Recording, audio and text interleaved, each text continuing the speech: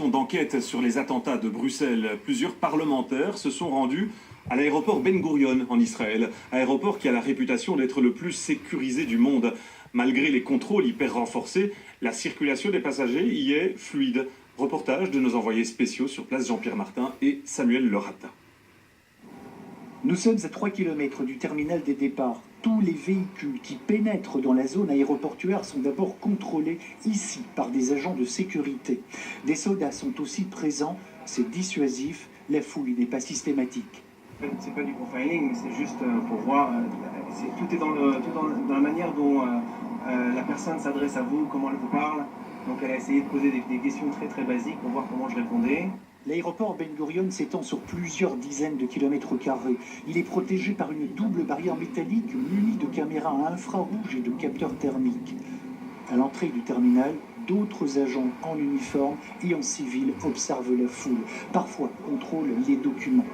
À l'intérieur, il n'y a pas de force de police en armes visibles, mais des dizaines d'agents qui étudient le comportement de chaque passager. Dans le hall des départs, tous les passagers sont soumis à un interrogatoire. C'est le moment le plus important, car c'est ici que les analystes, les profilers, peuvent détecter un comportement suspect. Cette procédure mise au point par les Israéliens semble efficace. L'entretien est bref, sauf si le passager s'embrouille dans sa réponse. Les questions sont en apparence banales. On nous a demandé d'ouvrir les valises parce qu'ils vont les contrôler une fois qu'ils seront passés le contrôle, ce que je trouve tout à fait normal. Et bon, 2-3 questions pour savoir si on les avait fait ensemble ou pas, et si on avait laissé nos valises là. Mais c'est normal. Et s'il y avait eu ces mesures de sécurité à Zaventem, pensez-vous qu'on aurait pu éviter le drame du 22 mars? Je crois bien.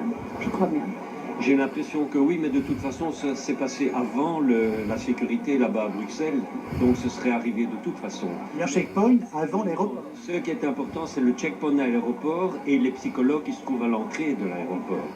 L'aéroport est aussi un modèle d'innovation technologique. Il y a par exemple des capteurs que nous n'avons pas pu filmer et qui enregistrent le niveau de stress des passagers. En revanche, la délégation des parlementaires Emer a pu voir dans les entrailles de l'aéroport le quadruple contrôle au scanner de chaque bagage. Le souci du détail est tellement poussé que les passagers sont autorisés à monter à bord avec des produits liquides et il n'y a plus de fouille corporelle. La raison de cette efficacité, une seule autorité gère la sécurité de l'aéroport. Comment s'articule l'organisation de la sécurité avec les autorités publiques, avec la police, les formations dont on parlait tout à l'heure dans le cadre de la réunion, au métier de sécurité, une unité de commandement, il y a des choses à prendre. Est-ce qu'on aurait pu éviter ce qui s'est passé à Zaventem si des mesures aussi draconiennes avaient été mises en place? C'est trop tôt pour le dire.